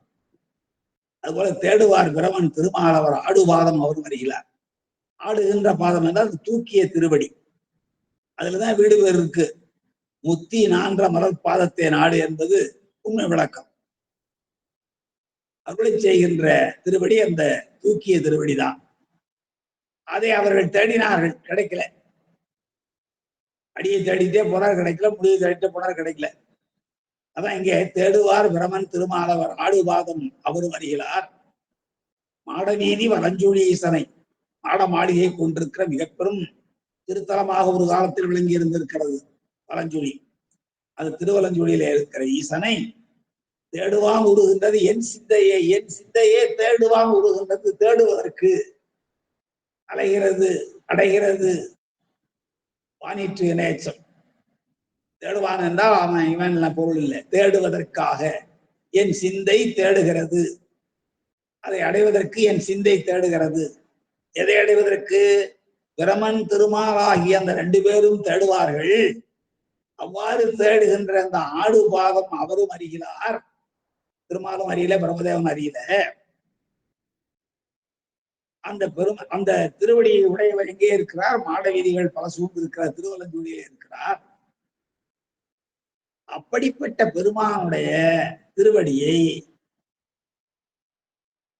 என் சிந்தை தேடுவான் உருகின்றது. என்னுடைய சிந்தையானது தேடுவதற்காக அங்கே சென்றடைகிறது என்று ஒரு ஆன்மா அல்லது தலைவி சொல்வது போல இந்த பாடல் மாத்திரம். அடுத்த பாடல் வெளிப்படையாகவே அகத்துறை பாடலாக அமைந்திருப்பதை நாம் பார்க்கலாம். கண்பனிக்கும் கைகூப்பும் கண்மூன்றுடை நண்பனுக்கு என்னை நான் கொடுப்பேன் என்று ஒரு தலைவி சொல்றா. தலைவி தோழி சொல்றா. ஆனா தலைவியோட நிலை என்னன்னா, கண் பனிக்கிறது. பெருமானை நினைக்க நினைக்க அவருடைய கண்களில் இருந்து நீர் அரும்புகின்றன. அதான் காதலாகி கசிந்து கண்ணீர் மல்கி போதும். அந்த தலைவி கண் பனிக்கும், பனித்தல் என்றால் கசிதல், நீர் அரும்புதல், கண்ணீர் அரும்புதல், அன்பின் வெளிப்பாடு. அன்பிற்கும் உண்டோ அடைக்கும் தாழ் ஆர்வலர் பொன் கண்ணீர் பூசல். உள்ளத்தில் எழுகின்ற அன்பை அடைப்பதற்கு தாழே கிடையாது. தாழிட்டு அதை அடைக்க முடியாது. அன்பை நீங்கள் எவ்வளவுதான் மறைக்க முயன்றாலும் உங்களுடைய கண்கள் காட்டி கொடுத்தது. உள்ளம் நெக்கு நெக்கு உருக கண்கள் இருந்து ஆனந்த கண்ணீர் பொழியும். இனிமாறி பொழிந்திருந்திருக்கிறார்கள் நம்முடைய அருளாளர். அதுபோல இங்கே கண் பனிக்கிறது, கை கூப்புகிறது, என்ன அறியாமலே கை கூப்புகிறது. அனிச்சையாக பெருமானை நினைத்தவுடன் கண்களில் இருந்து நீர் ஒழுக கைகள் கூப்ப, கண் மூன்றுடைய நண்பனுக்கு மூன்று கண்களை உடைய நண்பன் என்று சொல்லுகிறார் தலைவி. எதனாலே என்றால் நண்பனுடைய இயல்பு என்ன? இடுக்கண் களைவதாம் நட்பு. உடுக்கை இழந்தவன் கை போல அங்கே இடுக்கண் களைவதாம் நட்பு. நட்பினுடைய இயல்பு என்ன என்றால் துன்பத்தை போக்குவது. அவன்தான் உண்மையான நண்பன். ஆடை அவிழ்ந்தவுடன் எப்படி அந்த அவிழ்ந்த ஆடையை இறுக கட்டுவதற்கு கை விரைந்து செல்லுகிறதோ அதை போல ஒருவன் அடைகிற துன்பத்தை போக்குவதற்கு நண்பன் தான் வருவான். இடுக்கண் களைவதாம் நட்பு. அதுபோல என்னுடைய மனம் அடைந்திருக்கிற துன்பத்தை தலைவி சொல்லுகிறாள். பெருமானை நினைக்கிற பொழுது என்னுடைய கண்கள் பறிக்கின்றன, கைகள் கூப்புகின்றன. இந்த கண்மூன்றுடைய பெருமான் தான் என்னுடைய நண்பன். எதனாலே என்னுடைய கண்கள் அருவியாக நீரை பொழிகின்றன? பெருமானுடைய அருள் எனக்கு இன்னும் கிட்டவில்லை. நான் கரங்கூப்பி வழிபாடு செய்கிறேன், அருள் கிட்டவில்லை. அந்த கண் மூன்றுடைய நண்பனுக்கு என்னை நான் கொடுப்பேன் என்னும் அந்த மூன்று கண்களையுடைய பெருமானுக்கு நண்பனுக்கு இடுக்கண் களைகின்றவனுக்கு என்னுடைய உயிரையே கொடுப்பேன், என்னை நான் கொடுப்பேன் என்று சொல்வாளா தலைவி. அவள் எங்கே இருக்கிறாள்? வன் பொன்னி தென்பலஞ்சொலி மேவிய பண்பன். வளமான பொன்னியாறு, வளத்தை தருகிற பொன்னியாறு. வன் பொன்னி என்றால் வன்மை என்றால் கொடை. பொன்னி என்பது காவிரி ஆற்றினுடைய இன்னொரு பெயர். தங்க வயல்கள் வழியே பூந்து வந்து பொன்னை அரித்து வந்து துகளாக்கி கரைகளில் வீசுவதனாலே அது பொன்னி என்னும் பெயரை பெற்றது. அது வளமான பொன்னி. தன்னை சார்ந்தவர்களையும் வளமாக்கும் பொன்னி. அப்படிப்பட்ட பொன்னி பொன்னியாற்றினுடைய தென்வலஞ்சுழி, அல்ல அழகான வலஞ்சுழி என்னும் திருத்தலத்தில் எழுந்தருளி இருக்கிற பண்பனாகிய நற்பண்புகள் எல்லாவற்றையும் 8 குணங்களையும் உடையவனாகிய அந்த பெருமான் இப்போனை என்றால் இந்த பொன் போன்றவளாகிய இந்த தலைவியை செய்த பரிசு இது. இப்படிப்பட்ட செயலை செய்யலாமா? அவன் செய்த தன்மைதான் இவ்வாறு இந்த பெண் புலம்புகிறாள். பெருமானுடைய அன்பு கிட்டாமையினாலே, அருள் கிட்டாமையினாலே இவள் கண் பனிக்கிறாள், கை கூப்புகிறாள். நண்பன் என்னுடைய இடர் களைவான் என்று கருதி நான் என்னையே கொடுப்பேன் என்று புலம்புகிறாள். அப்படி இவள் புலம்புகிற வகையில் வளமான பொன்னின் என்னும் ஆற்றங்கரையிலே அழகாக எழுந்தொழி இருக்கிற திருவலஞ்சொழி என்னும் திருத்தலத்தில் எழுந்தொழி இருக்கிற பெருமான் இப்பொன்னை இடைக்குறையது. இப்பொன்னை பொன் போன்றவளாகிய தலைவியை செய்த பரிசு இது. இப்படிப்பட்ட செயலை செய்யலாமா? அன்புடையாருக்கு ஈசன் செய்கின்ற அருள் இதுதானா என்று ஒரு தோழி தன்னுடைய தலைவிக்காக பரிந்து வினவுவது போல இந்த 9வது பாடல் அமைந்திருக்கிறது. அடுத்து 10வது பாடல். இலங்கை வேந்தன் 20 தோள் இற. இலங்கை வேந்தன் தெரியும் உங்களுக்கு. ராவணன் கையிலையை பெயர்க்க முயன்றான். அவனுடைய 20 தோள்களும் ஒருங்குமாறு, இற்று போகுமாறு நலன்கொள் பாதத்து ஒரு விரல் ஊன்றினான். பெருமான் எப்பொழுதும் பெருமானுடைய திருவடி நன்மையே செய்யும். நற்றாள் என்பார் வள்ளுவர். கற்றதனால் ஆய பயன் என்கொள் பாலறிவன் நற்றாள் தொழாரேனே. ஏன் நற்றாள் தொழார் என்றால் அது பிறவி பிணி அறுக்கின்ற நன்மையை செய்கின்ற திருவடி. அது நலத்தை மட்டுமே செய்கின்ற திருவடி. நாம் சிந்திக்க வேண்டும். குரட்பாய் 7 குரட்பாக்களில் திருவடி பெருமையை பேசுவார். நலமிசையகினான் மானடி சேர்த்தான், தனக்கு உமை இல்லாதான் தாள் தோளில் பொறியில் குணவிலவே என் குணத்தான் தாளை வணங்காத என்று 7 பாடல்களிலே திருவடியினுடைய பெருமையை வள்ளுவர் முதல் அதிகாரத்திலே கடவுள் வாழ்த்திலே பாடுகிற பொழுது திருவடி பெருமையைத்தான் பாடுகிறார். இருள் சேர் இறைவனையும் சேரா இறைவன் பொருள் சேர் புகழ் புரிந்தான். பிறவி பெருங்கடல் நீந்துவன் நேர்ந்தார் இறைவன் அடி சேராதார். அறாழி அந்தணன் தாழ் சேர்ந்தார் கல்லல் பிற ஆழி நீந்தனர். அறக்கடலாக விளங்குகின்ற பெருமானுடைய திருவடியை சேர்ந்தவன் அல்லாத மற்றவர்களுக்கு ஏனை பொருட்கடலையும் இன்பக்கடலையும் நீந்துவதற்கு இயலாது என்று சொல்வார். இப்படி திருவடி பெருமையை அந்த திருவடி நலம்கொள் சேவடி, நலம்கொள் பாதம், எல்லா உயிர்களுக்கும் நன்மையை மட்டுமே செய்கின்ற பாதம். அந்த பாதத்தாலே உதைப்பட்டவன் பிறகு உயிர் பெற்றான். காலங்கண்டான் பெருமான் பாதத்தை சொல்லுவார் இப்படியே நாவுக்கரசர். எவனும் தேடுறான் ஐயா, தேடுறவனுக்கெல்லாம் கிடைக்காத பாதம் யமனுக்கு கிடைச்சதுன்னு சொல்லி நகைச்சுவை கூட பாடுவான் நாவுக்கரசர். இப்படி நலங்கொள் பாதத்து ஒரு விரல் ஊன்றினான். அப்பவும் கூட தன்னுடைய ஒற்றை விரலால் அந்த கைலை மலையை தூக்க முயன்ற ராவணனுடைய 20 தோளும் இற்று போகுமாறு ஒற்றை விரலால் ஊன்றியதும் கூட நலங்கொள் பாதம்தான். ஏனென்றால் பின்னாலே அவனுக்கு நாளும் வாழும் தேரும் பேரும் கொடுக்கின்ற அருளாளனாக மாறினான். அன்று நசிக்கனான். பிறகு இவ்வளவு அருளையும் பெருமான் செய்தார். எனவேதான் நலங்கொள் பாதத்து ஒரு விரல் ஊன்றினான். எங்கே இருக்கிற பெருமான்? மலங்கு பாய் வயல், மலங்கு மீன்கள் பாய்கின்ற வயல்களாலே சூழப்பட்ட திருவலஞ்சுழி என்னும் திருத்தலத்தில் வலம் கொள்வார் அடி என் தலைமேலவே. பாருங்க, நம்ம ஊர்ல மயிலாடு பாடுவான். அண்டர் வாழும் அமரது கையும் கண்டு துதி செய்யும் கருத்தொன்றிலேன் என்று சொல்லும் போது தொண்டர் பாதம் சூடி துதையிலே என்று பாடுவார். தொண்டர்களுடைய திருவடியை சூடிக்கொள்ளுகின்ற வாய்ப்பு கிடைக்குமானால் எங்களுக்கு அண்டர் வாழும் அமரது கையும் கண்டு வீற்றிருக்கும் கருத்தொன்றும் எங்களுக்கு இல்லை என்று நாவுக்கரசர் இங்கே பாடுவார். அதுதான் இங்கே சொல்றார் பாருங்க. மலங்கு பாய் வயல் சூழ்ந்த, மலங்குன்னு ஒரு வகையான மீன். மலங்கு மீன்கள் சேர்மீனை பற்றி பாடுவார், வாழை பற்றி பாடுவார், இறாலை பற்றி பாடுவார். இங்கே மலங்கு பாய் வயல், மலங்கு மீன்கள் பாய்கின்ற வயல் சூழ்ந்த திருவலஞ்சுழி என்னும் திருத்தலத்தை வலம் கொள்கின்றவர்கள் யாரோ அப்படிப்பட்ட அடியார்களுடைய திருவடி என்னுடைய தலைமையிலன என்று அடியாருடைய பெருமையை மீண்டும் சொல்கிறார். அரண் பெருமையை ஒரு பாடலிலே சொன்னவர் அடியார் பெருமையை இன்னொரு பாடலிலும் சொல்லி 2 பாடல் வழியாக அடியாருடைய தரத்தை உயர்த்தி பாடுகின்ற நாவுக்கரசருடைய இந்த பதிகம் இவ்வாறு சிறந்து விளங்குகிறது அஞ்சொலியில. அடுத்து இது திரு குறுந்தொகை.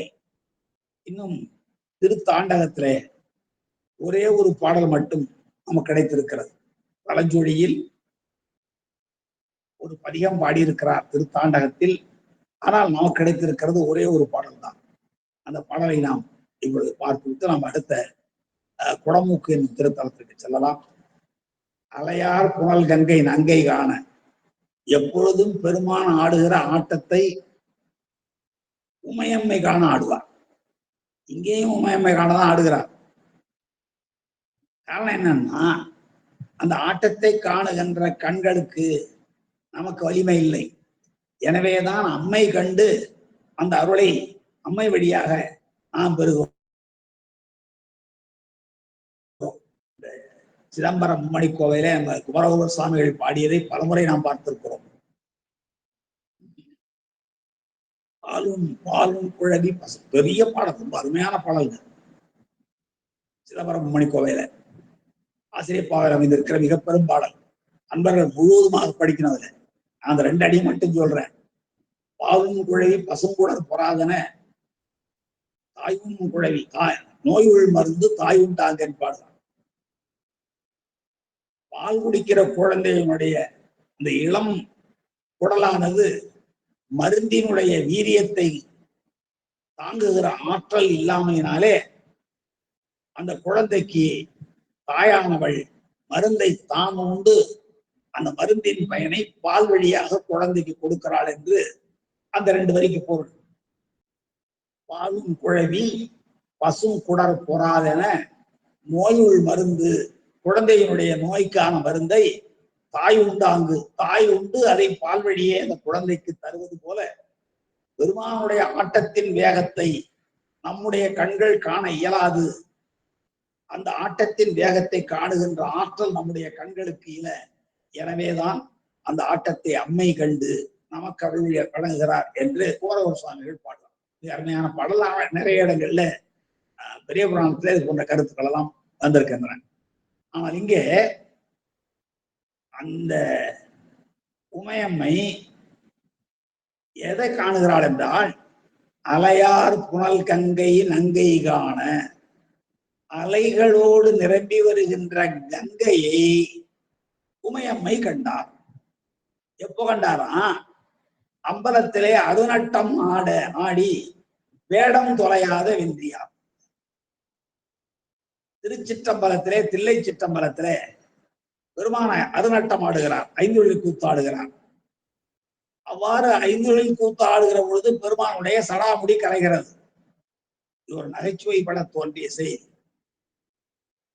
அப்பொழுது அந்த சடாமுடியிலே கறந்து வைத்திருக்கிற கங்கை என்னும் நங்கையை உமையம்மை காணுகிறார். இத அருநட்டம் ஆடுங்கார் இன்னொரு பாடல்ல பெருமான் பாடுவார். அருநட்டம் ஆடுங்கார் எல்லாரும் காண பெருமான் ஐந்தொழில் கூத்தை ஆடுகின்ற பொழுது கட்டிய சடை நெகிழ்தலின் பெருமான் கட்டி இருக்கிற சடாமுடி கொஞ்சம் நெகிழ்ந்து போயிட்டான்.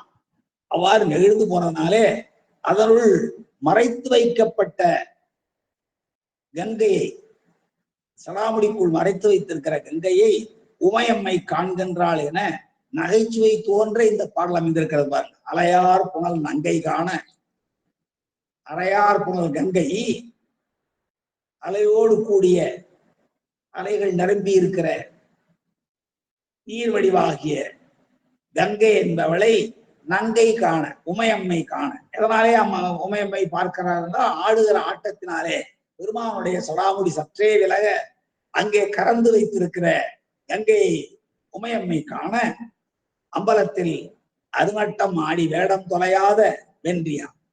பெருமானை பற்றி சொல்கிறார் வெற்றியார்.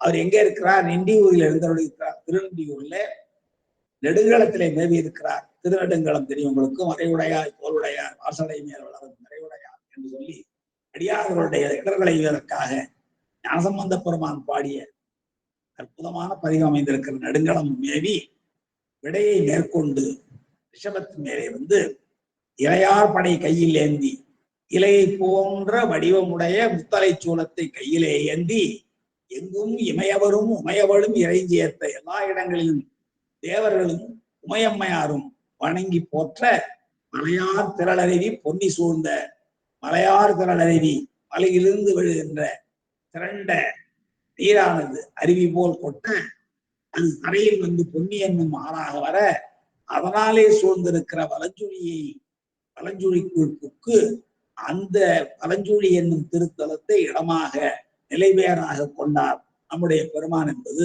இந்த ஒரே ஒரு பாடலுடைய கருத்து.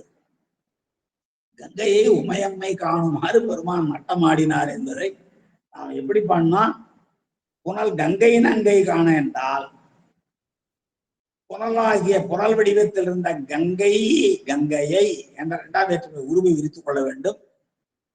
அவ்வாறு விரித்தீங்கன்னா கங்கை என்னும் கங்கையை நங்கை உமையம்மை காண என்று நாம் விரித்துக் கொள்ளலாம். அங்கே எப்படிப்பட்ட சிறப்போடு நட்டமாடுகிற பெருமான் நெடுங்களம் என்னும் திருத்தலத்தில் விளங்குபவர், திருநெண்டியூரிலே விளங்குபவர். அவர் முத்தலை சூலத்தை கையிலேந்தியவர். இமையவரும் உமையவரும் வழிபாடு செய்கின்ற அவர்களும் பூஜை செய்கிறார்கள். உமையம்மையும் எல்லா திருத்தலங்களிலும் வழிபாடு செய்கிறாள். அப்படிப்பட்ட அவர்களெல்லாம் வணங்க மலை போன்ற அருவியானது, மலையிலிருந்து விழுகின்ற திரண்ட அருவியானது பொன்னியாராக ஓடிவர அது சூழ்ந்திருக்கிற வலஞ்சுழி என்னும் திருத்தலத்தில் புகுந்து அது இடமாக மன்னினார் என்பது இந்த திருவலஞ்சுழி திருத்தாண்டகத்தில் கிடைத்திருக்கிற ஒரு பாடலுடைய என்று சொல்லி நாம் அடுத்து திருக்குடமூக்கு என்னும் திருத்தலத்துக்கு செல்கிறான். அதை ஒரு சில பாடல்களை மட்டும் பார்க்கலாம். மறுபடியும் பாருங்க, பரஞ்சூழியை தொழுதேத்தி 215வது பாடல்ல பரஞ்சூழியை தொழுதேத்தி அல்லூர் வெண் பெறை அணிந்தார். இரவில் ஊர்ந்து வருகிற வெண்மையான் நிலவை விடுகிற ஒளி வீசுகிற பிறையேணி பிறைச்சந்திரனை அணிந்தவராகிய பெருமானந்தோடு இருக்கிற திருக்குடமூக்கு என்னும் திருத்தலத்தை சென்றடைந்தார். அந்த திருக்குடமூக்கிலே அவர் என்ன பதிகம் பாடினார்? பரஞ்சூழியை தொழுதேத்தி அல்லூர் வெண் பெறை அணிந்தார் திருக்குடமூக்கு அணிந்தரைஞ்சி என்று திருநாவுக்கரசு புராணத்தில் சொல்லப்படுகிற 215வது பாடலுக்கு அவர் பாடிய பதிகம். எந்த பதிகத்தை வைத்து சேக்கரார் இவ்வாறு பாடுகிறார் என்றால், இப்பொழுது நாம் பார்க்க இருக்கிற திருக்குடமூக்கிலே திருக்குறுந்தொகை திருக்குடமூக்கு நான் முதலே சொன்ன கும்பகோணம். அதுல 3 திருத்தலங்கள், 3 பாடல் பெற்ற திருத்தலங்கள். ஒன்று இந்த திருக்குடமூக்கு. இந்த திருக்குடமூக்கு என்பது மங்களாம்பிகையுடனாய கும்பேஸ்வர பெருமான் ஆதி கும்பேஸ்வரத்தில் இருக்கிற தலம். இன்னொன்று குழந்தை காரவணம், அது சோமேஸ்வரன் கோயில் என்று சொல்வார்கள். அதற்கு கிழக்க இருக்கிற இன்னொரு கோயில் நாகேஸ்வரன் கோயில், அங்கே கீழ்கோட்டம். இந்த 3லே இப்பொழுது நாவுக்கரசு பெருமான் பாடியிருக்கிற இந்த பதிகம் திருக்குடமூக்கு பதிகம். இந்த திருக்குடமூக்குல திருக்குறுந்தொகை பதிகம் ஒன்று பாடியிருக்கிறார். அடுத்து குழந்தை கீழ்கோட்டம் சென்றுதான் அங்கே திருத்தாண்டகம் பாடினார். இங்கே ஆதிகும்பேஸ்வரன் கோயில்ல நாவுக்கரசு பெருமான் பாடியிருக்கிற குறுந்தொகை மட்டும்தான் நமக்கு பொழுது கிடைத்திருக்கிறது. அந்த அதற்கு முன்பாக குடமூக்கு என்னும் திருத்தலத்தை பற்றி ஒரு சிறு குறிப்பு. உங்களுக்கு தெரியும், கும்பகோணம் என்னும் திருத்தலத்தில் இருக்கிறது. பெருமானுக்கு கும்பேஸ்வரர் என்ற பெயர் உண்டு. மங்களாம்பிகை என்பது அம்மையின் பெயர். வன்னிதான் தலைமரம். அப்புறம் இங்கே நான் முன்படி சொன்னது போல அந்த திருக்குடந்தை அல்லது கும்பகோணம் சைவ வைணவ திருக்கோயில்கள் ஏராளமாக அமைந்திருக்கிற ஒரு கோயில், ஒரு திருத்தலம். இங்கே 12 ஆண்டுகளுக்கு ஒரு முறை மகாமக உற்சவம் நடைபெறும். அது எல்லாருக்கும் தெரிந்த செய்தி.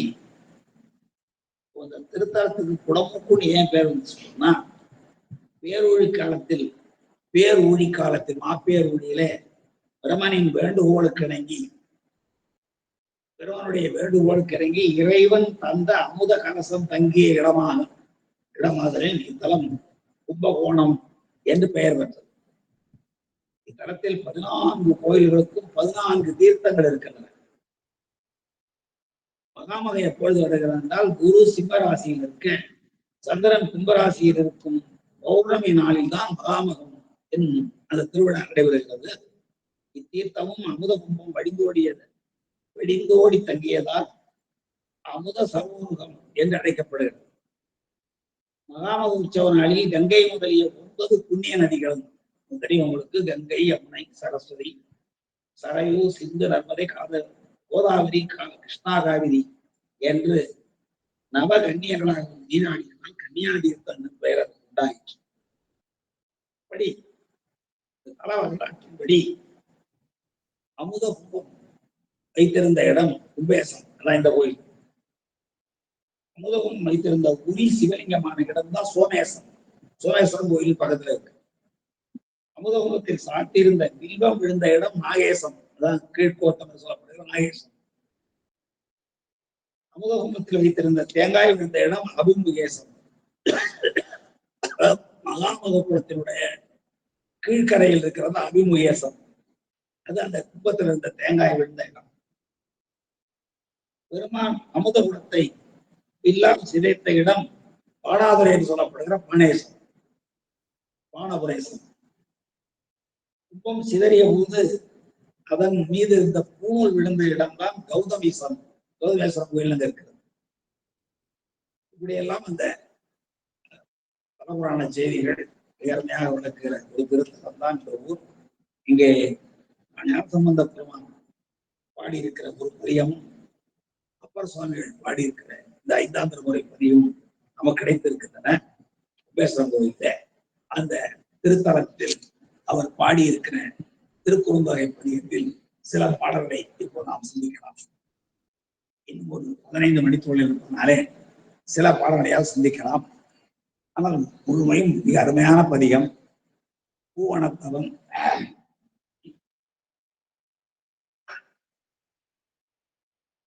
பூவனத்தவன் புண்ணியன் நன்னி அங்கு ஆவணத்துடையான் அடியார்களை தீவன திருநீர் மெய்ப்பூசி ஓவனத்துடையான் குடமூக்கிலே. மிக சின்ன பாடல், எவ்வளவு ஆழமான பொருள் பாருங்க. பூவின் மனம் எங்கும் நிறைந்திருப்பது போல பெருமான் அருளோடு எங்கும் நிறைந்திருப்பதனாலே அவரை பூவனத்தவன் என்கிறார். பூவினுடைய மனம் யாண்டும் நிறைந்திருப்பது போல பெருமானுடைய அருள் யாண்டும் நிறைந்திருப்பதனாலே அவரை பூவனத்தவன். புண்ணியன், புண்ணியன் என்றால் புண்ணிய பொருளால் நின்றவன். புண்ணியாவும் நடிக்கே போதுகின்றேன் என்று பிடிப்பாட இருக்கிறார்.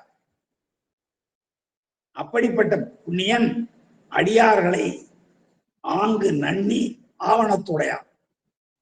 அடிமை ஓலை காட்டி அடியார்களை தன்பால் ஆட்கொள்ளுகின்ற, தன்னால் ஆட்கொள்ளப்படுகின்ற தன்மையுடையவன். அதான் அடியார்களை, இரண்டாவது அடியில் இருக்கிற ஈட்டில் இருக்கிற அடியார்களை முதலடியில் இருக்கிற அங்கு என்ற சொல்லை கூட்டி நன்னி ஆவணத்துடையான் என்று நாம் கொள்ள வேண்டும். அடிமைத்திறம் கொள்ளுகின்ற ஆற்றுடையவன் பெருமான்.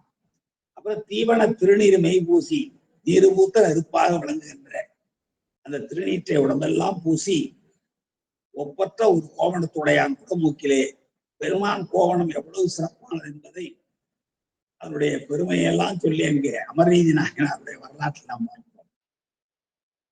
அடுத்த இரண்டாவது பாடல், கூத்தாடி கழியாதே நீர் பூமியில் தீத்தாடி திறம் சிந்தையுள் வைமினோ ஏற்பாடும் காளிதன் திசைவீர்க என்று கூத்தாடி உரையும் குடமூக்கிலே என்று அருமையான பாடல். இதை கொஞ்சம் அன்பயப்படுத்தி கொள்ள வேண்டும்.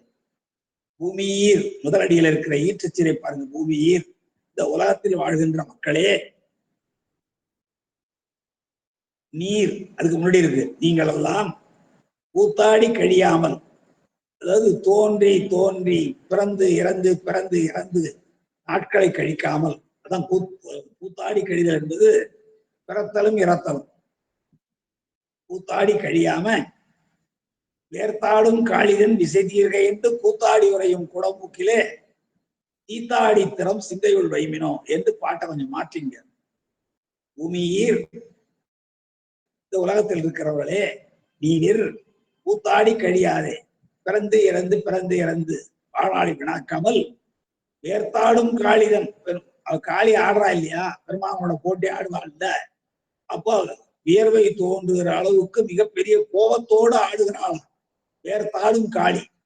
அவளுடைய விசை தீர்க, அவளுடைய ஆடலினுடைய வேகம் தனியுமாறு கூத்தாடி நம்முடைய பெருமான் கூத்தாடினாரே, அப்படிப்பட்ட கூத்தாடுகின்ற பெருமான் உரையும் குடமூக்கிலே எழுந்தருள் இருக்கிற அந்த திருக்குடமூக்கு ஊர்த்தவ தாண்டம் ஆடி அந்த காளியினுடைய வேகத்தை அடக்கினார் அல்லவா.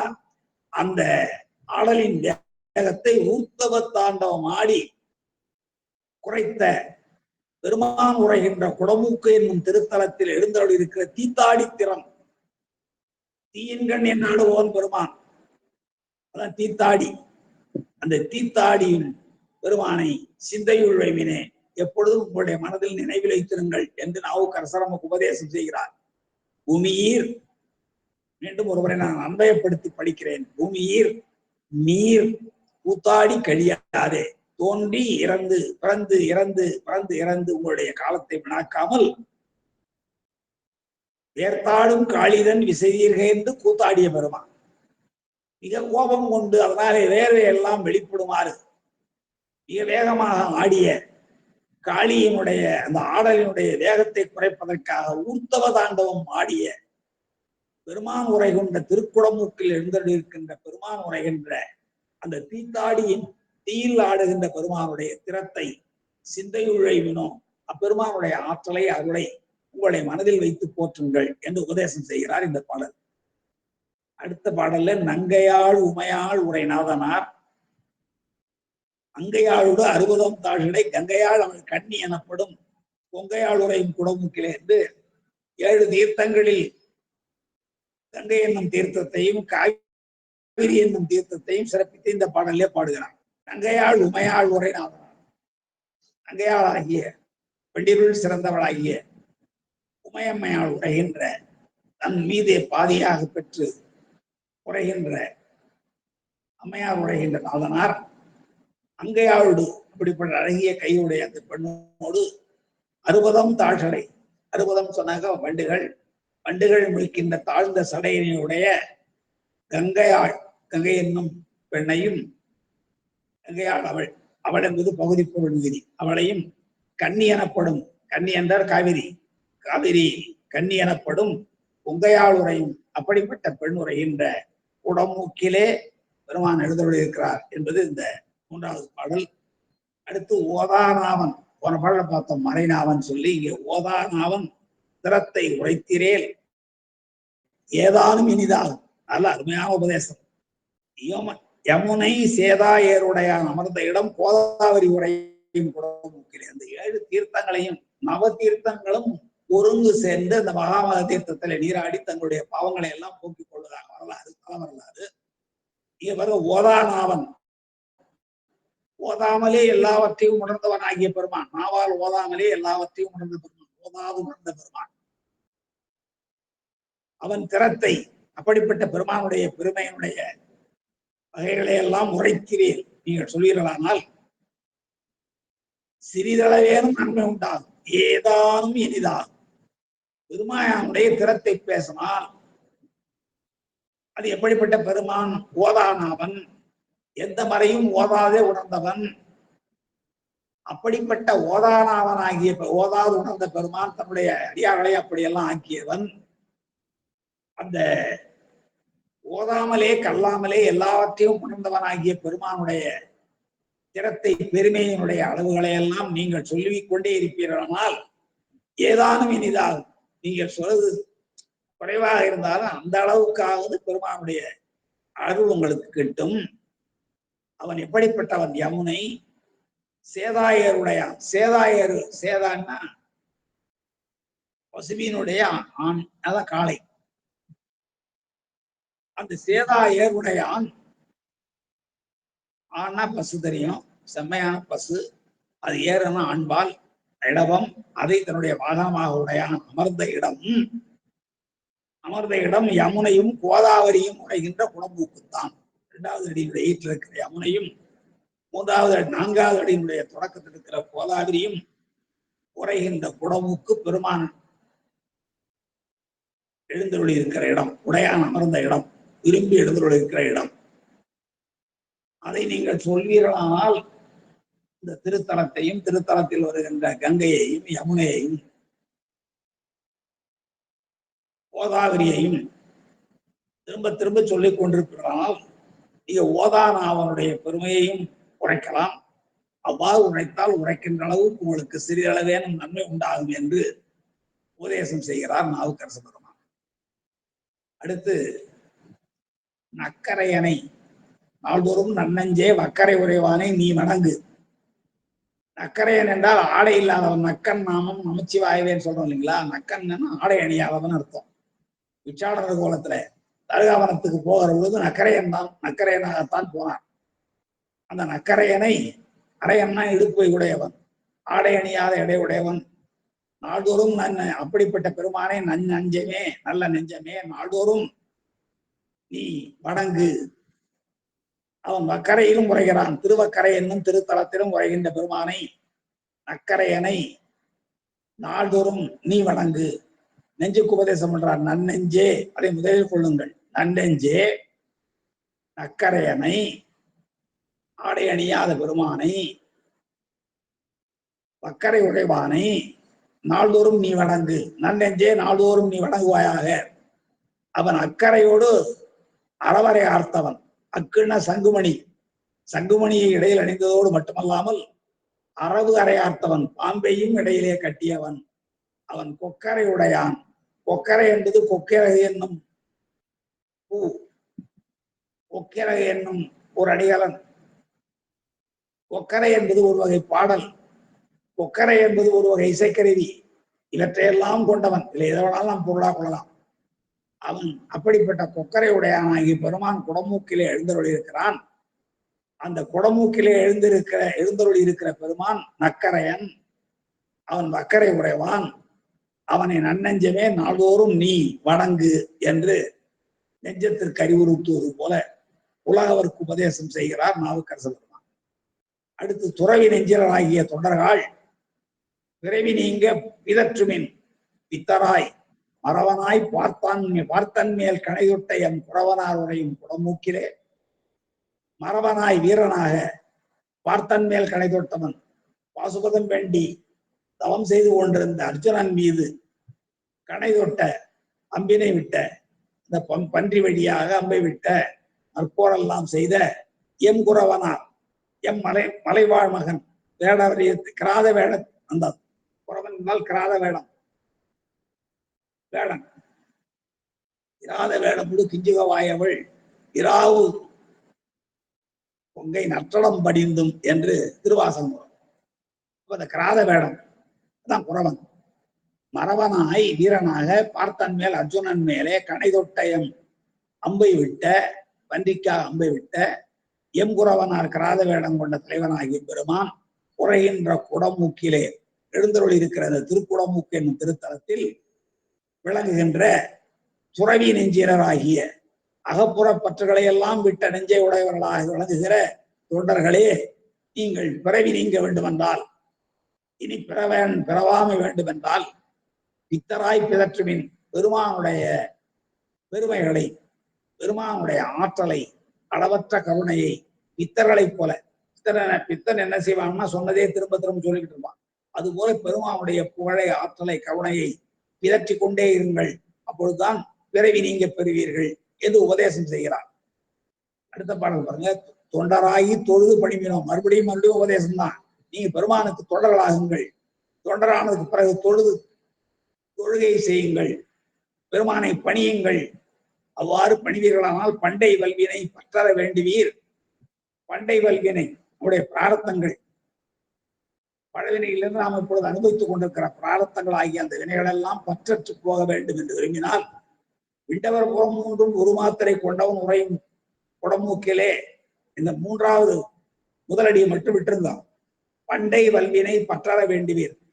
நம்மை பற்றி கொண்டிருக்கிற சஞ்சிதத்திலிருந்து பிராரத்தமாக அனுபவித்துக் கொண்டிருக்கிற வினைப்பற்றுகளை எல்லாம் ஒழிக்க வேண்டும் என்று நீங்கள் விரும்புவீர்களானால் விண்டவர் புறம் மூன்றும் ஒரு மாத்திரை கொண்டவர், பகைவர்களாகிய திரிபுர அரக்கர்களை ஒரு நொடி பொழுதில், ஒரு கணப்பொழுதில் கொண்டவன், எரித்து கொண்டவனாகிய பெருமான் உரைகின்ற குடமூக்கிலே வாழ்கின்ற தொண்டர்களே, நீங்கள் பெருமானுக்கு தொண்டர்களாகி தொழுது பணியுங்கள், தொழுங்கள், பணியுங்கள்.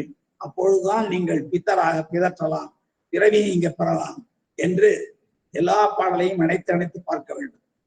அதோடு மட்டுமல்லாமல் அடுத்த பாட்டிலே சொல்லுகிறார், காமியம் செய்து காலம் கழிக்காதீர்கள். காமியம் செய்தல் என்றால் மனம் விரும்பியவற்றையெல்லாம் செய்து இன்னவற்றையெல்லாம் அடைய வேண்டும், இன்னவற்றையெல்லாம் அடைய வேண்டும் என்று பெருமானிடம் போய் காமிய வழிபாடு செய்யாதீர்கள். காமியம் செய்து காலத்தை கழியாமல் ஓமியம் செய்து அங்கு உள்ள தொடர்பினோம் ஓமகாரியம் செய்யுங்கள். உள்ளத்தை இப்படி புறத்தே அக்னிகாரியம் செய்வது போல அகத்திலும் ஆராதார யோகத்தை நீங்கள் செய்யுங்கள்.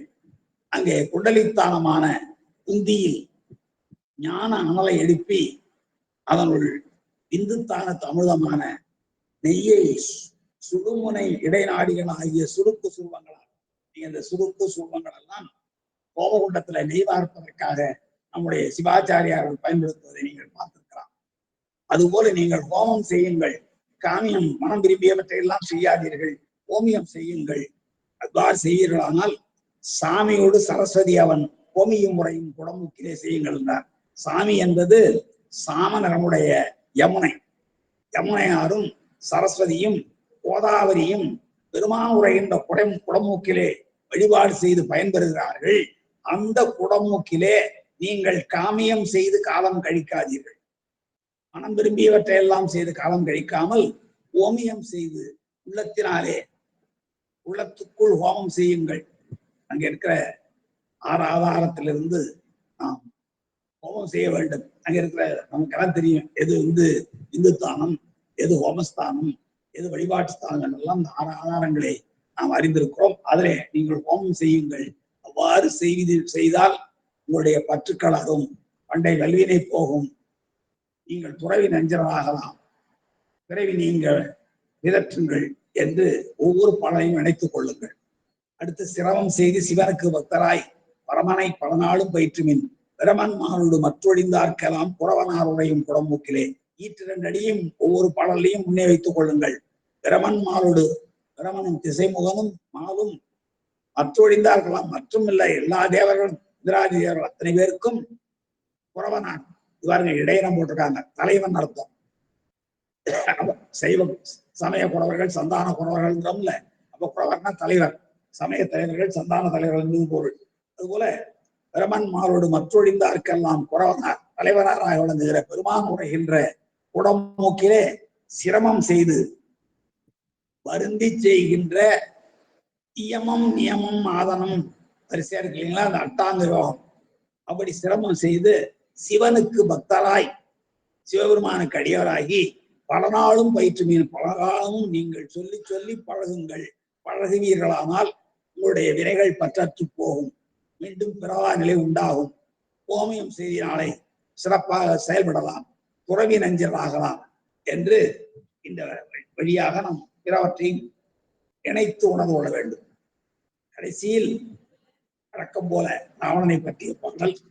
அன்றுதான் அரக்கர் கைலாயத்தை, அன்று தான் என்னும் ஆணவ உணர்வோடு அரக்கனாகிய ராவணன் கைலாயத்தை, அன்றுதான் என்று நாம் ஒரு சொல்லாகக்கூடாது, அன்று என்றோ ஒரு நாள் கையிலே தூக்கினான் அல்லவா, அன்று தான் தான் என்னும் அகங்காரத்தோடு, அகங்காரம் அகங்காரம் இருக்கு இல்லையா, தான் என்னும் அகங்காரத்தோடு அரக்கனாகிய அவன் கைலாயத்தை சென்று தான் எடுக்க, தோளாலே தோல்வழியினாலே எடுக்க உமை அஞ்சலும், உமை அந்த நடுக்கத்தினாலே உமை அஞ்சினார் அஞ்சலும் நன்றுதான் நக்கு நல்விரல் ஊன்றி, நன்றாக நன்மை உண்டாகுமாறுதான் பெருமான் சிரித்தார். நக்கு என்றால் சிரித்தென்பது பொருள். நன்மை உண்டாகுமாறு பெருமான் சிரித்து நல்விரல் ஊன்றி, ஏனென்றால் பின்னாடி அவனுக்கு எல்லா சிறப்புகளையும் அருளையும் செய்தனாலே அந்த விரல் தீவிரல் இல்லை, நல்விரல் ஊன்றி பின் கொன்று, பின் வருந்தி, கொன்று என்றால் அவன் கொல்லுல, அவன் முருகி போனான், அவன் வருந்தினான், வருந்தியவன் சாமவேத கானம் பாடினான், அதிலே திருவைந்தெழுத்தை ஓதினான், கீதம் கேட்டான் குடமூக்கிலே, அந்த கீதத்தை கேட்ட பெருமான் குடமூக்கிலே தான் எழுந்தருளி இருக்கிறார். எனவே அந்த குடமூக்கில் எழுந்தருள் இருக்க பெருமானை பரமனை பல நாளும் பயிற்றுவேன். அவ்வாறு பயிற்றுகிற பொழுது ஓமியம் செய்து உள்ளத்தில் உணருங்கள். உள்ளத்தில் உணர்வீர்களானால் உங்களுடைய வல்வினை பற்று அற்றுப்போகும். அவ்வாறு அற்றுப்போகுமானால் நீங்கள் துறவி நெஞ்சினர் ஆவீர்கள். துறவி நெஞ்சினர் ஆகினால் நீங்கள் பலகாலம் பெருமானுடைய உரை பிதற்றுங்கள். பிதற்றுகிறார் பித்தராக இருந்து பிதற்றுங்கள், பித்தர்களை போல பிதற்றுங்கள், அப்பொழுது பிறவி நீங்க பெறுவீர்கள் என்று இணைத்து இந்த பதிகத்துக்கு பொருள் கொள்ள வேண்டும்.